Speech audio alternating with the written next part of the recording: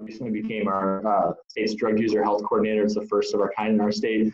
To even be talking about drug user health and framing it sort of through a harm reduction lens, as I'm going to be doing today, is I think a really big step, especially as we expand sort of our compassionate understanding of the specific climate of rural injection and other types of drug use around the Midwest. And so I'm really just excited to share what we're doing in Iowa, and then hopefully identify some ways with you all how we can work together and I think create a better case for why rural Midwestern drug use is, I think, a special sort of case for additional funding down the road.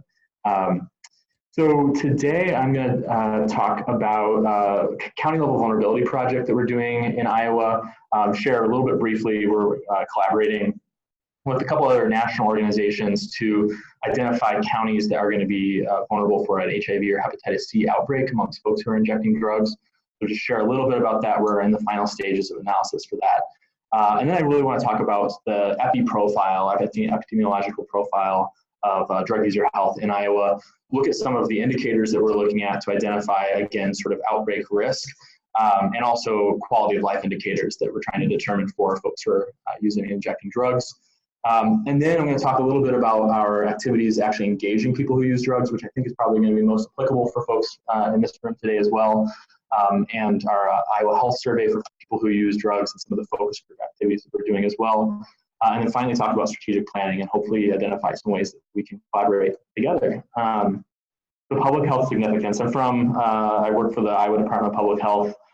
We love a lot of public health jargon. I think generally the state public health departments don't have like the rigor or a lot of the same like freedoms and abilities that you all in research institutions can do and have. So I think it's really important that we create these partnerships to figure out who's going to be the best sort of stakeholder to bring some of these topics up to society and in general civil discourse. So first of all, are folks familiar with Scott County, Indiana, here, the outbreak that happened there back in 2015? Yeah, some people, yeah, so I'll sort of go through it, but I think it's we say unintended but foreseeable consequences, and this is a great example of structural determinants of health contributing to one of the largest HIV outbreaks we've had since the late 90s. So Scott County, Indiana is a lot like the counties we have in Iowa, rural, there's loss of industry and jobs. And it's that small town mentality. I came from a town of 2,000 people in Iowa. It looks a lot like the community that I came from. And so what we had in 2012, there was a recognition that a lot of people were using a drug called a PANA. So it's a prescription opiate.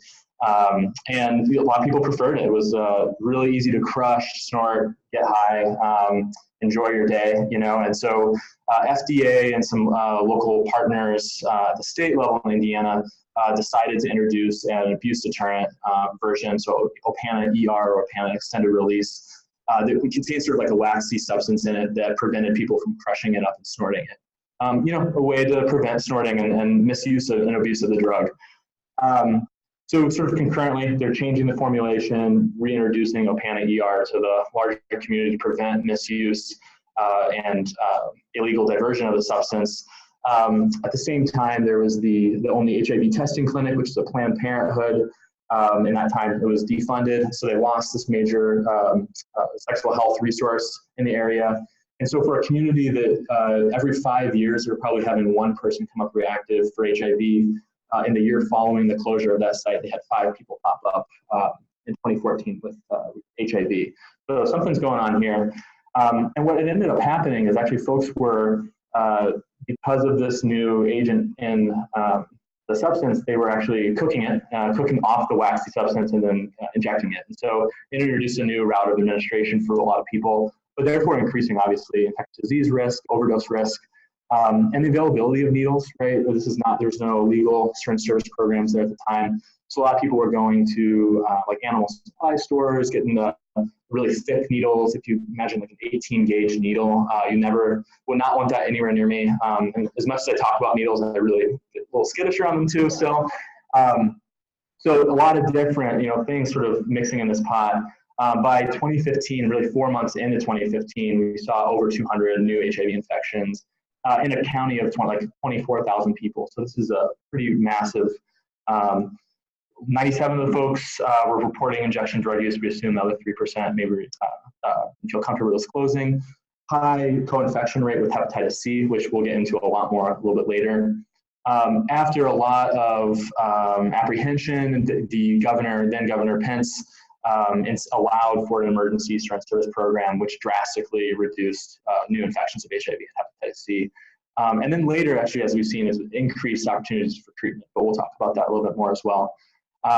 So we're down back to 2017, 12 new cases were reported, but the final count was 231 people. But it was an opportunity for the Center for Disease Control to really look at county level vulnerability. You know, there's a lot of counties that look like Scott County around the world, and around the country really. And so in 2016, they worked on a study that they essentially looked at 7 main indicators around all 3,000 counties in the country to assess the top 220 counties that they thought were going to be most vulnerable for an HIV or hep C outbreak amongst folks who inject drugs. So here are some of the indicators that they were looking at. Of course, when you're looking at over 3,000 counties, though, the level of county level data access is really limited, and so what ended up happening is they tasked states to do a similar analysis at the state level, so they could look at more indicators that were going to be available to those state health departments. And so, just as reference, though, these are some of the counties. These are actually the top 220 counties that were identified. Unsurprisingly, Appalachia, none in Nebraska or Iowa, but that doesn't mean obviously that injection drug use isn't happening.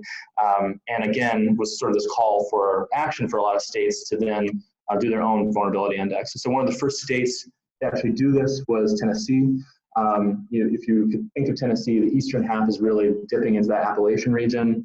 And what they found is that they actually identified many more counties essentially that they deemed actually more vulnerable than what the CDC was analyzing. And so I think they ended up looking at 78 different county level indicators. Really interesting things actually as we're talking about. They were looking at like local church access as an indicator of sort of community cohesion. But they're also looking at like smoking and other indicators of mental health well-being, things like that. That might help sort of draw this picture of general healthcare access. So they essentially identified over 20 counties that were also deemed as vulnerable as what the CDC identified. And so this was sort of the impetus for the CDC then to put out major funding for all states to do a similar analysis. And so we're in, I think 2 weeks from now, we'll probably have our final results. But this doesn't probably mean much to you, but I think that there's, especially in our western portion of the state, there might be some crossover, especially if we're looking at Nebraska. But these were some of the counties that were identified as vulnerable. These are counties that may have a high population density, but they're also counties that may not have any type of healthcare infrastructure that is going to be available for people who are open about injecting drugs. And so a great example I have, I hired someone who is currently injecting meth to work on our program to help with client engagement. And I think that's one of the most important lessons I hope we can all leave with today is that it's really, really important to actually hire, engage people who are currently using and injecting. They can be actually really great employees. And I think that it's really, we have to check a lot of our stigmas around sort of the abilities of people who are currently using drugs. But she let me know, so she ended up getting an abscess in one of these counties and went to her doctor to just figure out the abscess, didn't talk at all about injection drug use. And didn't feel like she needed to, but ended up getting her kids taken away because of the doctor reporting. And so these are just one of the many reasons why people who are currently using injecting drugs do not access healthcare systems. And so something that we're looking into is sort of provider education and its impact on vulnerability for potential outbreak of HIV or hep C. So we will be really excited. At the end of next month, we'll be sharing some of these results. I can say though, this is probably going to be pretty accurate, and I think a lot of opportunity for cross-state collaboration, especially amongst some of these border counties. So HIV and hep C, I actually got into the HIV world. So my dad was a former injection drug user and ended up getting hep C, didn't know about it for 30 years. And so it's very much the experience of a lot of people who are baby boomers and had that experience. They didn't even know hep C was a concern at that time. So what we have is a lot of people who are baby boomers who are finding out, oh my gosh, I got hep C 30 years ago, maybe from injection drug use, but maybe I served in the military and they weren't sterilizing the syringes as they went down the line and immunizing people. So we have our largest sort of cohort of people with hep C who are that baby boomer population born between 1945 and 65.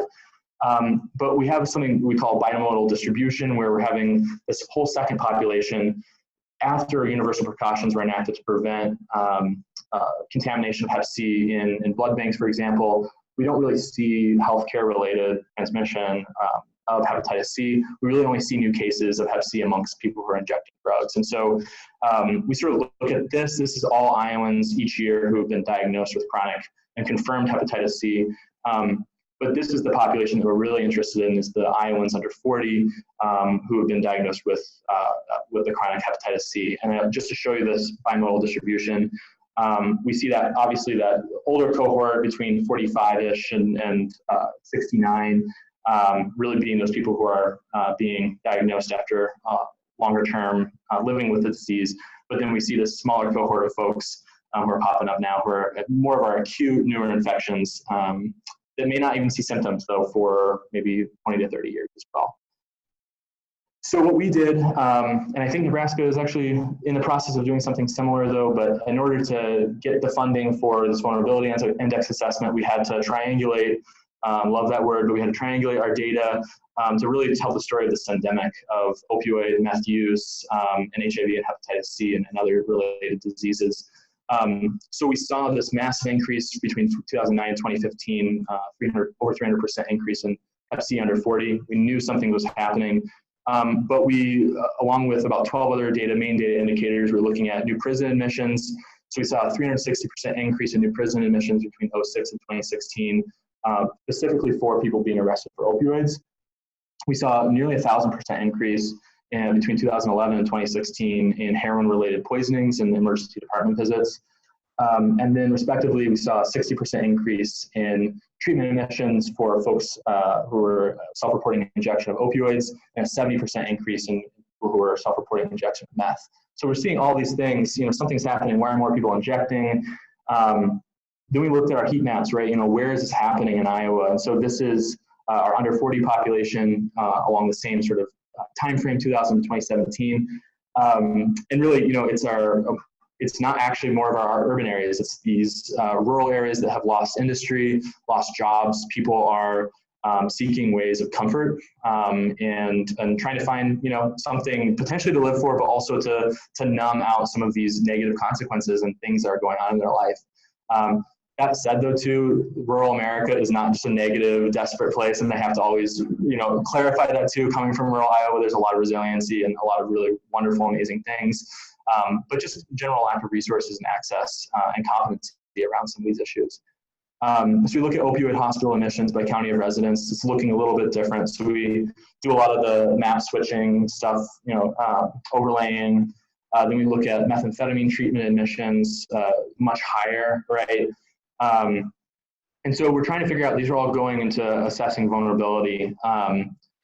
But then we look specifically, I want to learn, this is all sort of general use. This isn't just people who are injecting opioids or injecting methamphetamine. It's all treatment admissions. So our Bureau of Substance Abuse and the University of Iowa sent out a pretty major survey that was looking at people's preferences of people who are self-reporting injection and their preferences for drugs. And unsurprisingly, methamphetamine came out as 63% of respondents were preferring injection of meth.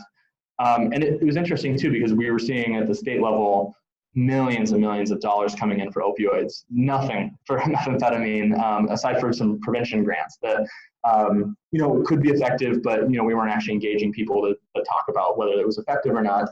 And so also talk about that a little bit more. So we know though too, and I hopefully won't have to repeat this too many times, but injection drug use, a lot of people prefer it for a lot of reasons, right? For some people, obviously it's that faster release and the faster sort of level of comfort you can get from that quick injection.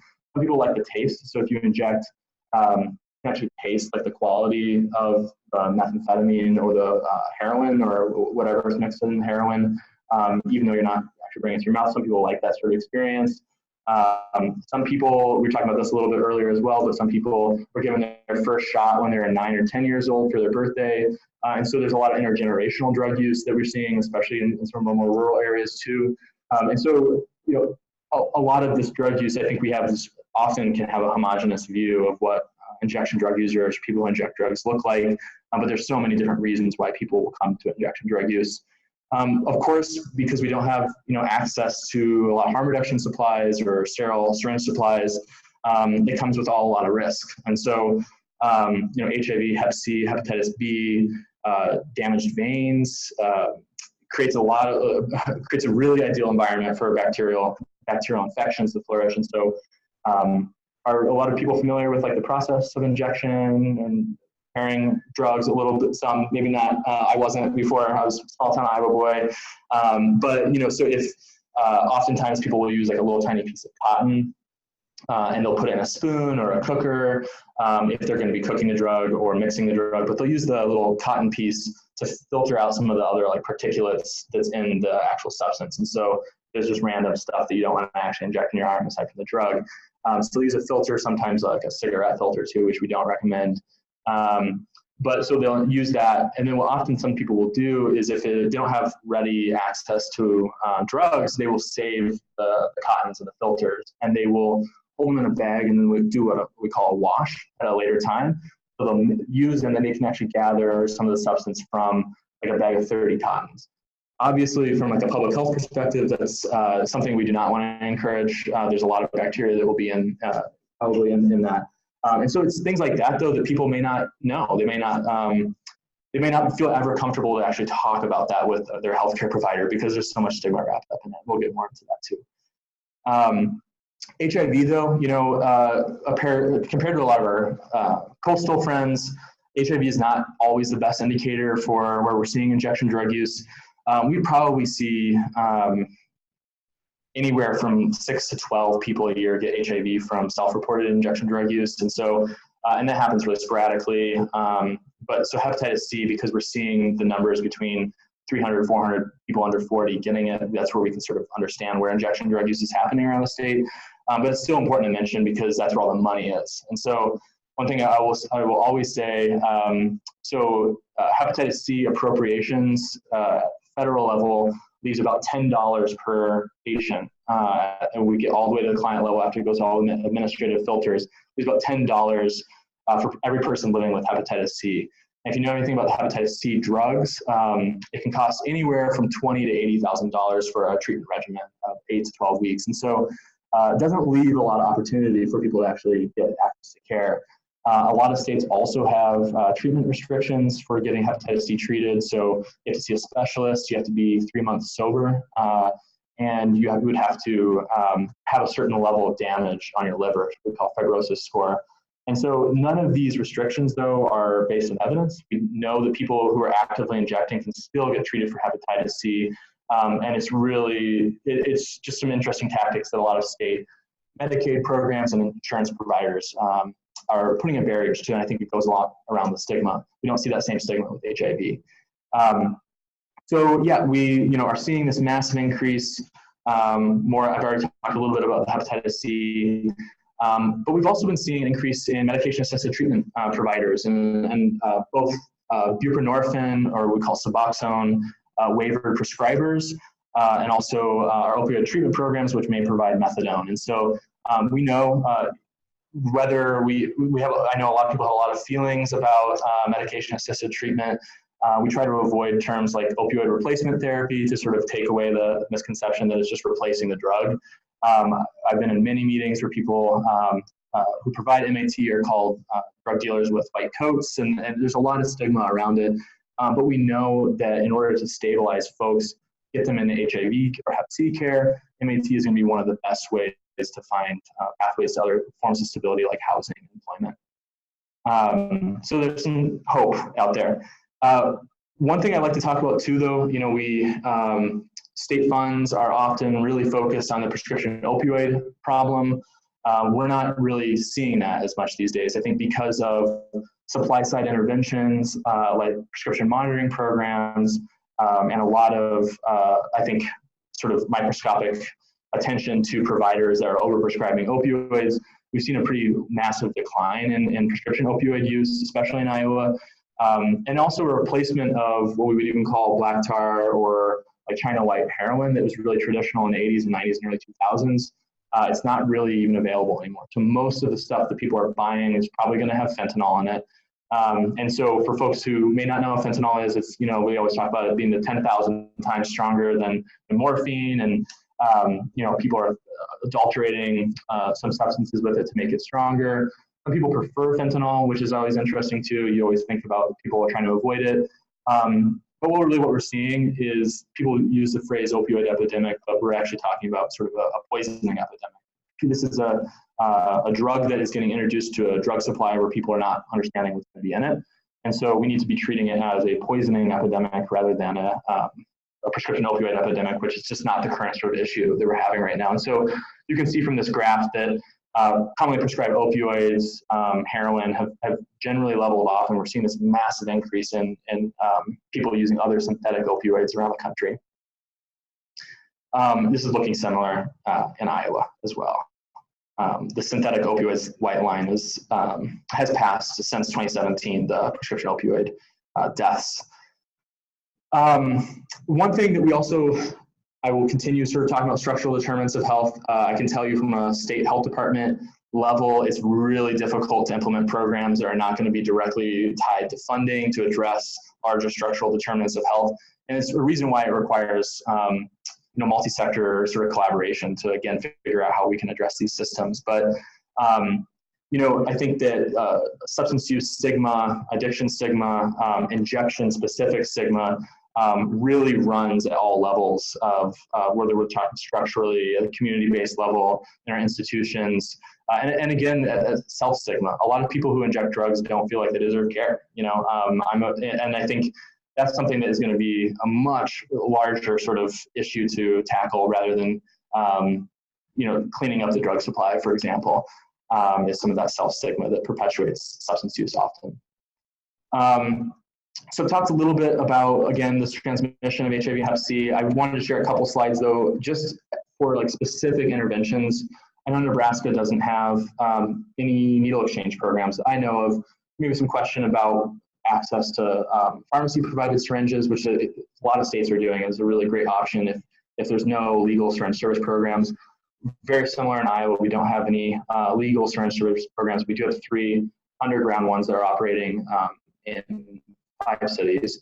But one thing that you can do, especially when you're engaging folks who are injecting drugs, is talk about the types of needles that they're using, because there may be limits to the types of needles people are getting. They may be getting, again, from animal supply stores, is talking about low dead space and high dead space syringes. And so a lot of your veterinary syringes, for especially larger animals, are going to have high dead space, and that just means that they're going to have a higher space for the blood post-injection, and that is our biggest concern. So the reason why hepatitis C can live in that dead space for 63 days, and so you know, this is the reason why we need syringe cleanup programs and that type of thing.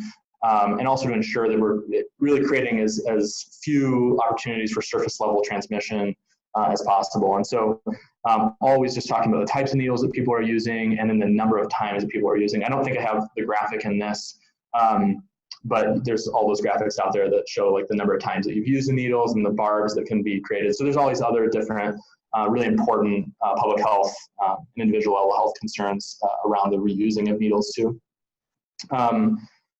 So I want to talk about, again, continue this conversation about partnerships.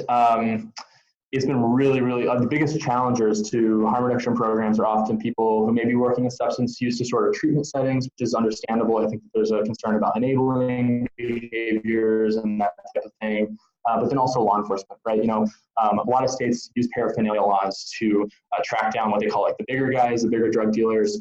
And it's something that they can hold over, like $100 fine is something they could hold over somebody who's super poor and is maybe in withdrawal, right? And so if they can hold that charge over them and the threat of jail time, they'll be able to hopefully get out more information from them. And so that's why a lot of law enforcement agencies don't support needle syringe service programs. But I think one of the best lines is actually taking a step back from the public health perspective and talking about community safety. talking about the presence of used syringes in communities is a really great way to say, hey, we're just here to clean up and get stuff off playgrounds, things like that. But the better piece actually is that law enforcement and obviously other healthcare providers, we're seeing about 600 to 800,000 needle stick injuries a year. And many of those are amongst law enforcement officers who are searching an individual for drug paraphernalia. The person obviously is scared to tell them that they have a needle in their pocket, and so there's going to be an accidental needle stick, which requires pretty costly post-exposure prophylaxis for concerns about HIV. We don't have that for Hep C. So a great opportunity in line to engage law enforcement on this issue is going to be talking about, if you take away paraphernalia law, people are going to talk about the fact that they have a used syringe in their pocket, right? And so syringe service programs and laxing of paraphernalia laws is a way to protect officers. Is sort of a line that can be used. Really briefly, just want to talk about some of the other common health injection concerns that may show up in primary care settings. There are some, I try not to put all the I hate presentations that have like the most graphic version of something. But you're going to see like hematomas, so larger sort of bruising, things like that you can look out for. I'm not advocating going around like checking people's arms to identify drug user, injection drug users, anything like that. But hematomas, these are things that we can talk to frontline healthcare workers, educate them on, and then try to find ways to sort of broach the topic of injection drug use in a like non-stigmatizing way. If they see these things coming up in their frontline clinic spaces, we can have a conversation about it. So things like abscesses are a really common one, where people are super scared to go and get it treated, but you need medical attention for it. And there are a lot of underground sort of street level efforts to teach people how to like treat it themselves, but I'm not a medical professional, would never sort of encourage that as well. But other things that we're seeing, staph infections, cellulitis, endocarditis, all of these things, especially endocarditis, super costly for our healthcare system, right? And we're talking about people, and absolutely no shame for people who are unmedicated at all, but for people who are going to be utilizing, public healthcare systems, public benefit systems, this is another great argument for getting access to some of these low barrier, non-judgmental services like syringe service programs that we can prevent long-term healthcare costs. So endocarditis is going to be an infection in the heart, requires surgery, and it's pretty common amongst folks who are living unstably housed or injecting drugs. Another thing, cotton fever. This is coming up from that example of the bags of cotton that somebody might wash to get some of that drug out. It's not actually the presence of cotton in somebody's vein, but it's again sort of the presence of bacteria that was washed out. It goes away pretty quickly though, and it's one of these things that people are going to maybe feel pretty extreme flu-like symptoms, but something that you can talk to that is not necessarily always to go to a medical care provider.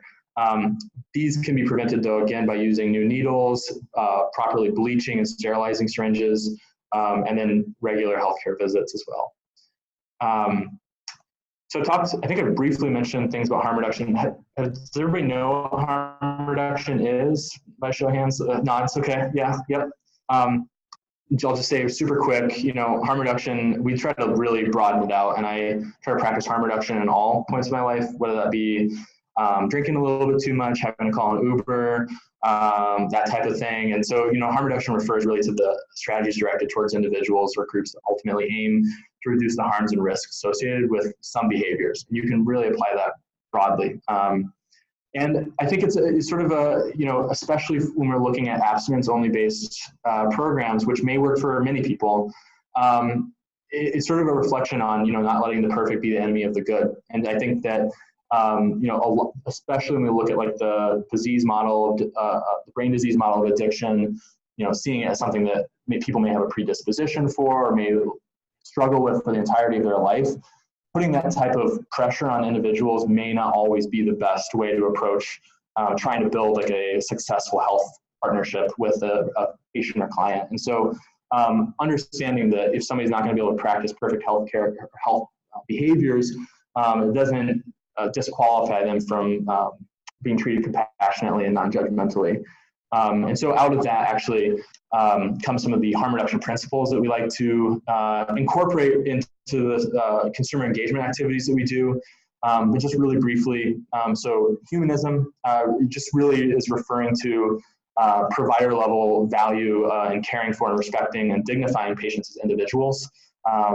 We are all human. I have to admit, I sped here a little bit on the way here. I broke the law, but it hopefully doesn't make me a moral failure of a human being out there. We can talk about that after that too. But pragmatism, though, I think harm reduction is also referred to as compassionate pragmatism. So again, none of us are going to ever achieve these perfect health behaviors. Individualism, every person presents his or her own needs and strengths. I always say this is why we cannot have a cookie cutter approach to substance use disorders, substance use in general, again, why we need to create spaces where people are actually going to be able to talk about all the other stuff that's going on in their life in order to talk about a care plan. Individual level autonomy, so individuals ultimately make their own choices about medications, which is new, right? It sort of takes away this provider-patient relationship, equalizes the playing field a little bit, and they're trying to achieve these to the best of their abilities, and recognition that things like trauma, racism, sexism, all of the stuff that we have to live in our society with because of our own unique identities impact the way that we interact with healthcare systems and our ability to readily sort of change lifestyle behaviors, right? So everybody is autonomous in the changes that they're making.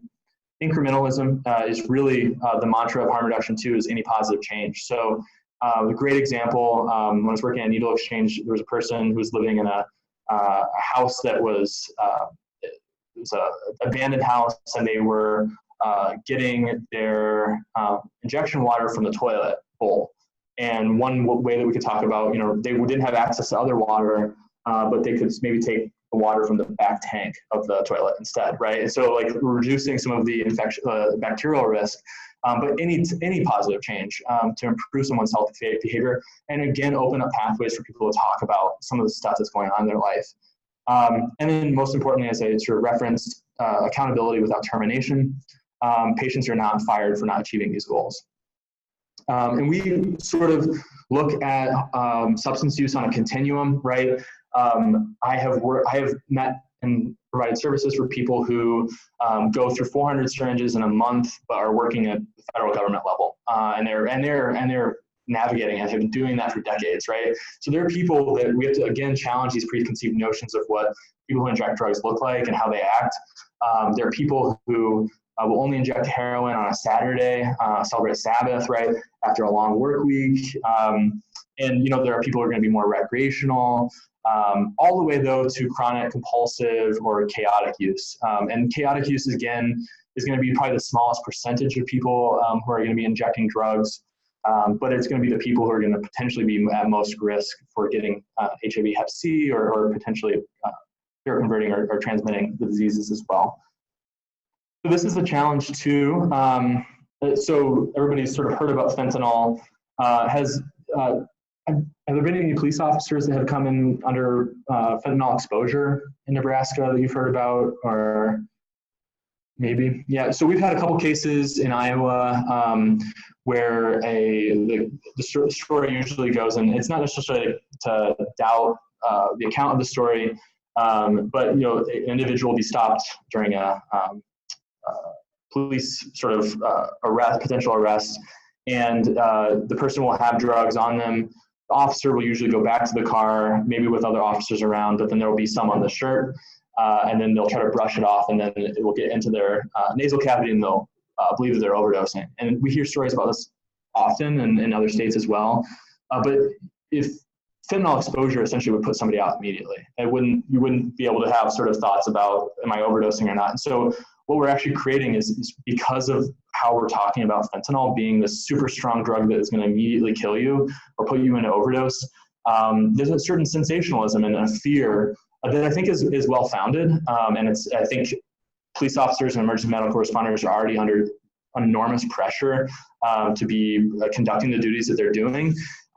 But it may prevent, actual sort of help of an individual if there's fear that brushing off of fentanyl into their clothing or into their nasal cavity is going to actually cause an overdose, which there actually isn't any evidence. And a lot of medical toxicologists have gone into researching like airborne fentanyl risk, and it's essentially non-existent. So when I bring up this slide though, how we can actually benefit people who are using and injecting drugs with public health information. So on the right is what we see a lot in Iowa, all over the country, but emergency officials working to stop overdoses amongst their officers, people disrupting a drug lab, but there being a big pile of powder, so they have to put up all the biohazard equipment.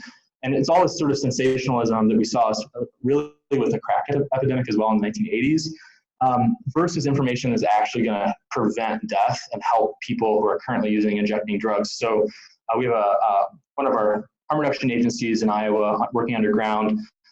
Every time they find like a positive, they test all of the heroin that comes through their office for fentanyl, and they put out an immediate release on their Twitter, Instagram, Facebook accounts to let people who are accessing those services know and really what the pill or powder is looking like. And so that type of public health information is slowly being more and more accepted, and I think it's something that we should all sort of consider, especially for engaging folks who are injecting drugs, is providing the information that's actually going to be actionable and usable, that they can prevent harm in their own lives. So I also bring this slide, somebody started us at the beginning, but I think everybody in this room has a different relationship with substance use, abuse, addiction, whether it's a family member, ourselves, things that we've learned in anti-drug education in schools. But I think generally we can agree that we're told as a society that drug abusers are maybe less productive, victims of this lifelong disease. Criminals, right? They're stealing to help their habit. They're not to be trusted. Less accomplished, not good parents, selfish and poor. And the reason I put up this slide is just to understand how this can perpetuate at all levels of society. Again, from the sort of self-stigma, but to the ways that we create mandated drug court treatment. And like work release programs, trying to create pathways for people to be productive members of society. That is not necessarily going to be benefiting their own recovery pathway if they want that. So alongside sort of the stigma around drug use comes the fear of judgment or shame from admitting either that they inject drugs or that they use drugs at all. Self-blame, I got myself into this mess. Fear of retaliation, especially amongst family members who may have gone up an extra arm or a leg to help somebody get into treatment in the past, that kind of thing. The person's just not ready to stop. The substance use, I think, see this a lot. The substance use is not their primary concern. And they're fearing like being treated as unworthy and having actually negative experiences. And I think the sort of example I had of a colleague who got her kids taken away from talking about an issue that I guess necessarily wasn't relevant to the medical visit, and sort of her view as a parent. These types of stigma impact people at the individual level and all the way up through our systems. And so one of the ways that we can address that is understanding how our words matter. And so you may hear me, I try not to use phrases like addiction or substance abuse or misuse, because oftentimes it's a judgment made by at the counselor level with somebody who's injecting or using drugs. And abuse and misuse looks different for every single person.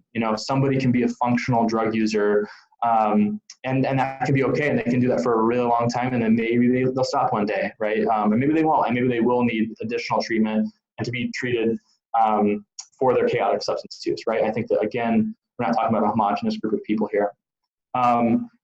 Again, even though my title is Drug User Health Coordinator, we try generally to not say drug user or abuser, but people who use or inject drugs, PWID, instead of addict, junkie, druggie, alcoholic, person with a dependence on.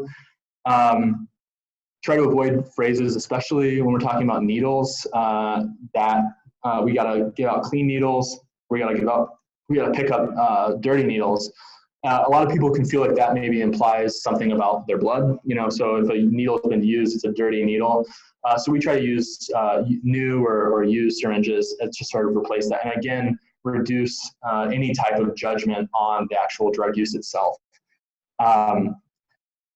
Another piece of this is just the phenomenon of, so I talked a little bit about some of our supply side interventions. criminalization and the war on drugs ramping up, drug crimes, mandatory minimums. Do you know about the crack cocaine disparity? So a little bit. So folks essentially being, crack and cocaine, which are essentially the same. There's general sort of some discrimination, stereotypes about the types of people who use it. I think of especially in the 80s and 90s, the Miami, tourists in Miami visiting from Wall Street would be doing a lot of cocaine. Generally people that we would deem as welfare queens, people of color, poor people are using crack. There was essentially people who were using and arrested for crack were charged 100 times the rate that people who were using cocaine, right? And so that type of thing, we have to understand how some of these drug policies are impacting at the individual level, but we also have to understand how policies impact the actual type of substances being used. And so I think back to alcohol prohibition in the 1920s, beer, liquor taken off market.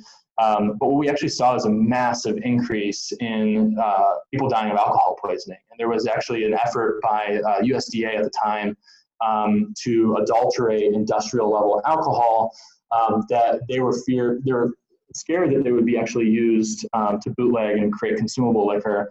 But the adulterations actually ended up killing over 10,000 people at the time. And so you have to sort of think, okay, we're trying to limit drug use, but we're always seeing these other things crop up. And so, what we saw during that prohibition period is the rising of moonshine. What we see with cannabis, we see, with things are definitely changing for sure, but, we see new concentrates, wax, shatter, things like that coming out of cannabis prohibition. It's easier to transport. You can't detect it. Drug dogs can't detect it. But if you're going to get drug tested, I might use something like K2 or spice, synthetic cannabinoids. So it's not going to pop on my drug test, but it's absolutely not regulated. And we hear all about K2, spice overdoses, things like that. Same thing happened with the cocoa leaf all the way to powder cocaine, but then we see this proliferation of crack and crack cocaine, adding baking soda, easier way to transport. You can actually buy quite a bit of it much cheaper and still get the same sort of effect from that. And then we see, of course, this is sort of what we are sort of determining to see is the rise of fentanyl out of this. It's easier to transport, much smaller amount of it to get that same high or even more high. And so we're seeing, again, this proliferation of it. And it's frightening, but it actually, this goes back down to the unintended but foreseeable consequences of drug prohibition. So harm reduction, I think it's slowly, making sense. I think a lot of you are here for a reason to talk about this more interdisciplinary approaches to substance use in Nebraska and the Midwest. But I would be happy, I don't have enough time to go through all the studies that show sort of the cost benefits of harm reduction. But we know that certain service programs prevent or reduce costs, healthcare costs especially.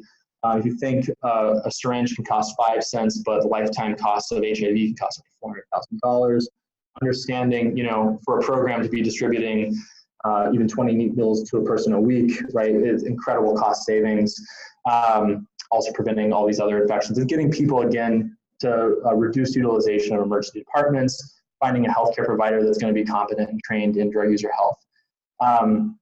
Reduction in recidivism rates, we've seen studies supporting.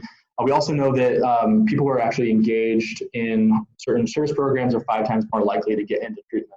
And that goes along this idea that, again, an individual is going to be the one to determine the best time for them to go through treatment and then find treatment success. And so often we see, especially with substance use disorder treatment, people are being forced into it, they're not ready or they feel like they need to, but then they're going to be going back to these social, environmental contexts that are maybe going to help them get back into using again.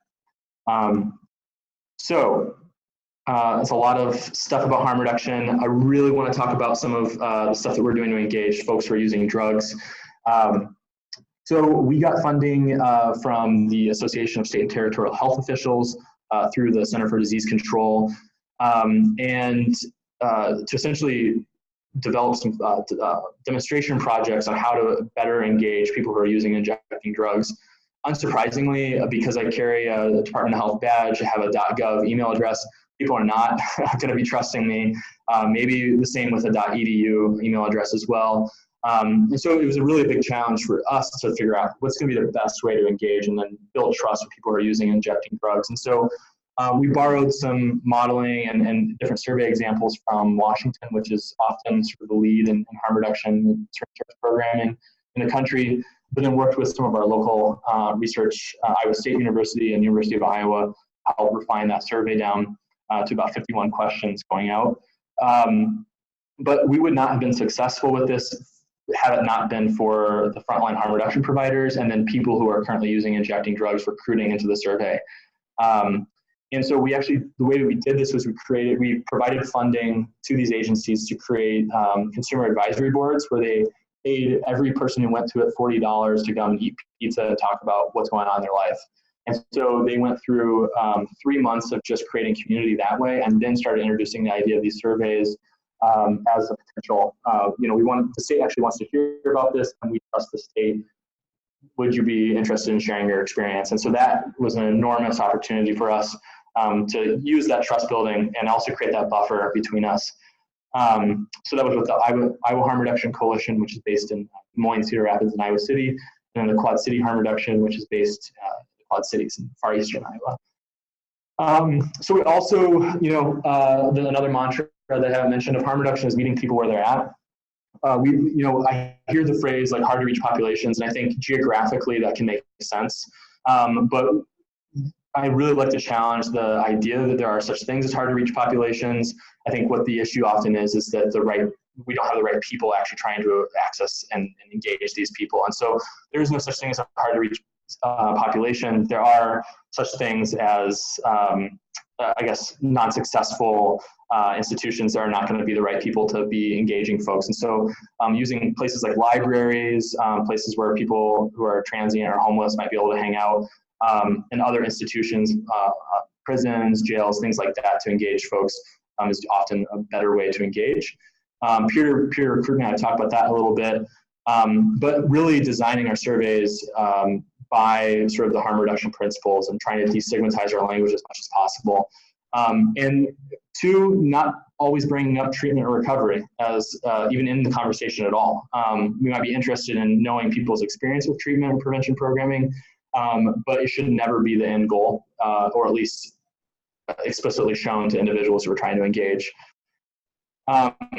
So we closed the survey last week, and so I have some preliminary data to share with you, and really looking forward to a final report out next month.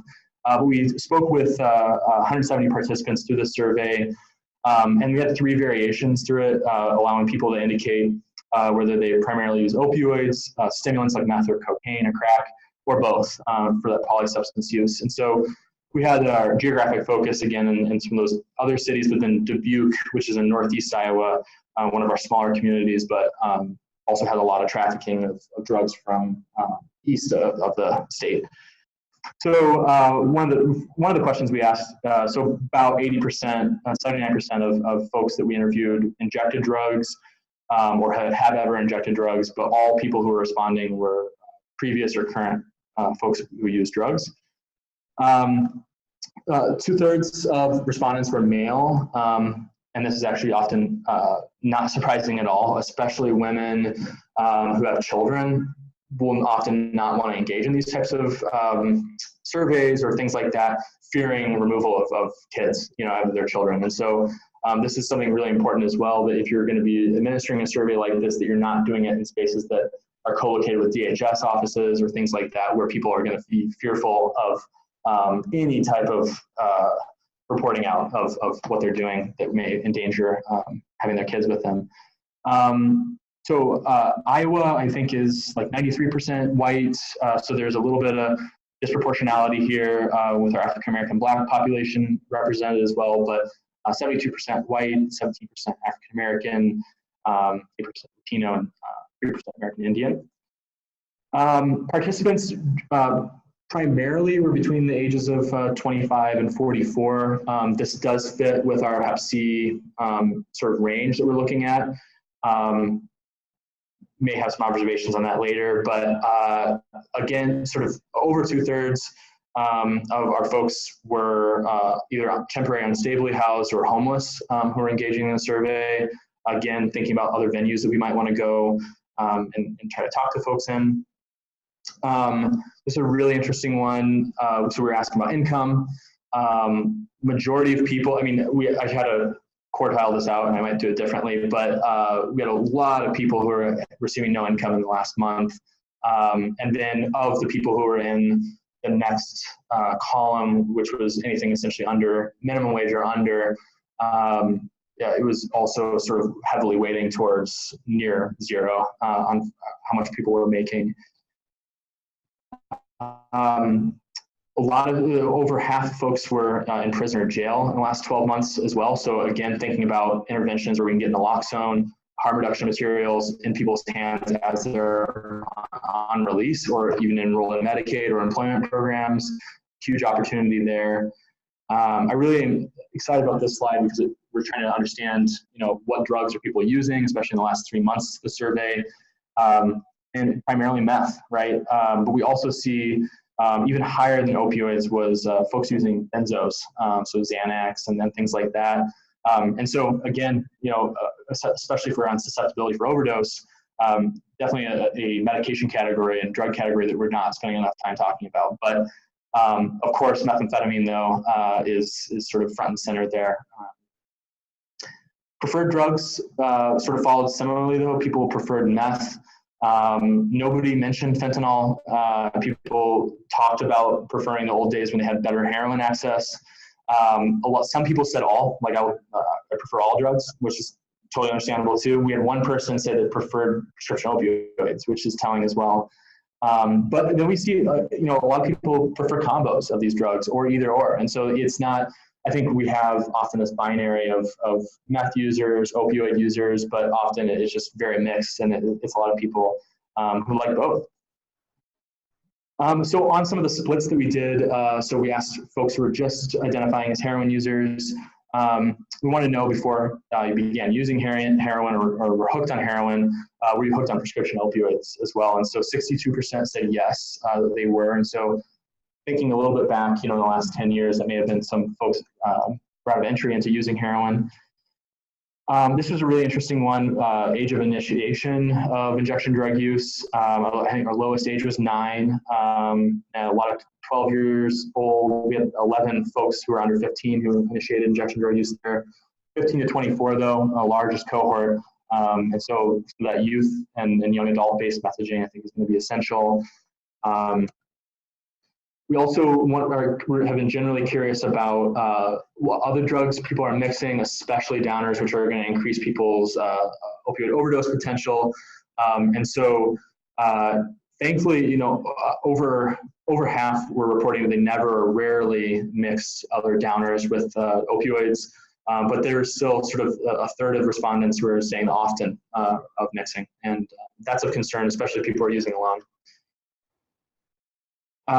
So on an average injecting day, we were curious about how many times somebody injected. There were some 10 pluses, just about 4. But generally people are injecting maybe 1 to 3 times a day. And of course, there's some variation there. We also wanted to know how often people are using the same needle. And so thankfully, I think, and this is actually testament to the availability of sterile syringes, new syringes from our syringe service programs, but the majority of or at least the highest reported column was that people are only using it 0 times or once, and they're never going to be reusing that syringe. But we do see some people using it again or a couple other times afterwards as well. And then there were some people who also reported as many times as we can. And so coming across syringes and doing some outreach work, you'll see people who have not had access to syringe will file down the needle on a matchbook, things like that, or cement. Try to resharpen the needle and that kind of thing as well. And then in the last 12 months, was there a time when you thought you should see a healthcare provider for a medical physical issue, but did not go? 68% reported yes. And we went a little bit deeper into that. And so, asking what were some of the main reasons that you did not go to see a healthcare provider. Then the highest number of folks reporting, they said they didn't want to be judged for using, that probably wasn't the primary reason for going in. but also still at the same time, maybe their drug use was still getting in the way. Like I prefer to get high instead of actually going and knowing, I think for especially folks who may be using opioids, can be a disconnection with like bodily pain and condition. And so I've worked with people who had a hernia for multiple years and hadn't even known, and then they lost access to opioids, and then were suddenly like, oh my gosh, why am I in excruciating pain? And so, and that type of thing is actually fairly common as well. So we have many, many more things we can do with this survey, and I'm going to be really excited, especially looking at some of when we can actually divide out people who are primarily using meth, people who are primarily using opioids, and looking at some of these other injection-related behaviors.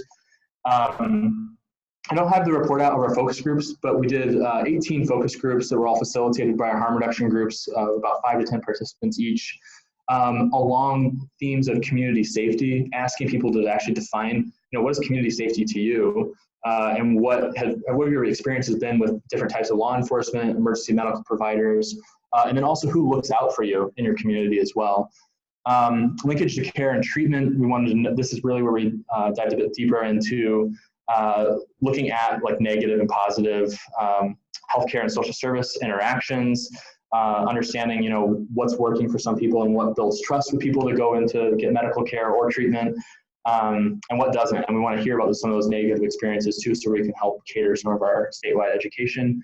Structural determinants of health, we want to know where people are getting food, where they're living, how easy it is to find housing, especially with a felony drug charge, which is very hard to do in Iowa. I'm assuming it may be similar here. And things like that, just sort of, again, broadening out drug use prevention, but also talking about all these other different factors that may be contributing to somebody using drugs in the first place. And then finally, drug user health. That is where we had a deeper dive into actual injection drug use, like behaviors, styles of use. So many people have different ways of injecting, actually incredible and almost an art. And so just learning a little bit more about that, help build our capacity, and learning, how we can talk about this with providers as well.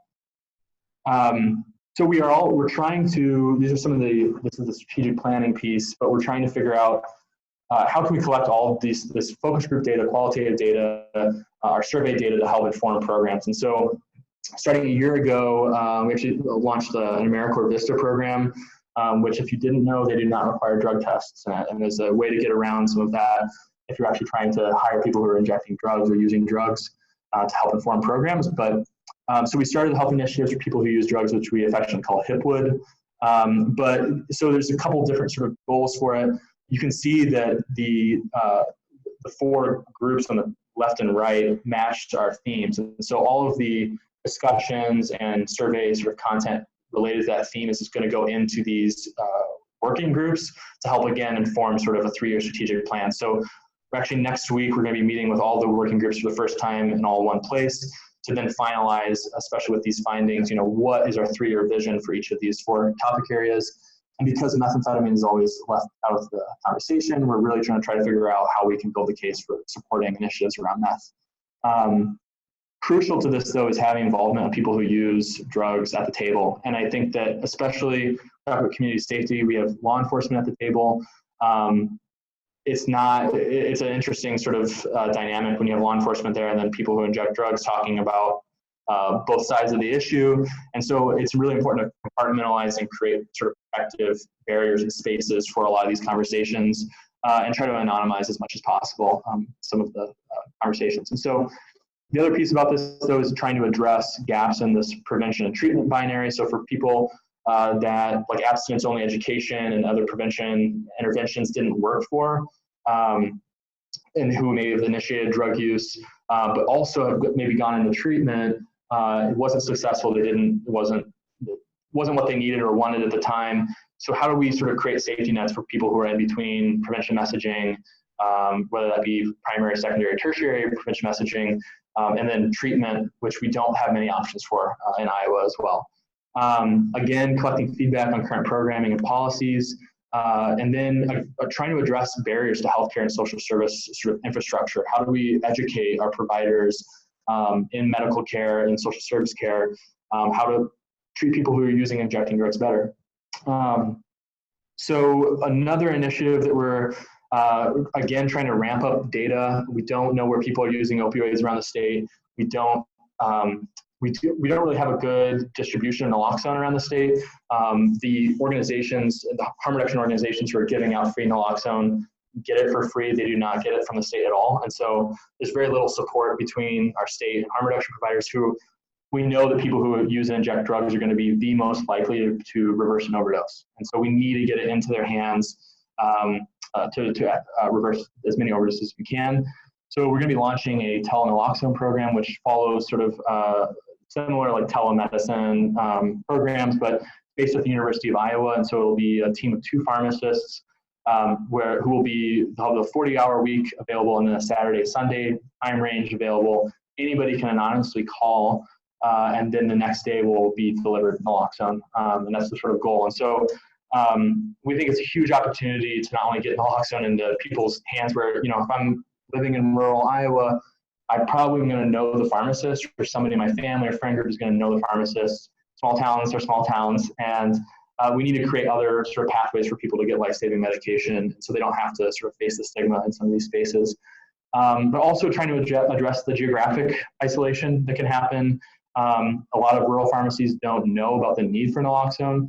And also there's not a lot of potential treatment or medical care providers that recognize the importance of distribution of naloxone as well. And we don't have enough harm reduction or drug user health programs around the state to meet demand. And so we need to find a way that we can help drive data and demonstrate a need around the state for these services. I already talked about fentanyl, but I always like to just say, don't be scared of it as much, but definitely try to take any opportunity you can, talk more openly about the risks of fentanyl. It's certainly scary. We need to find ways to be able to test for fentanyl, especially people who are using drugs.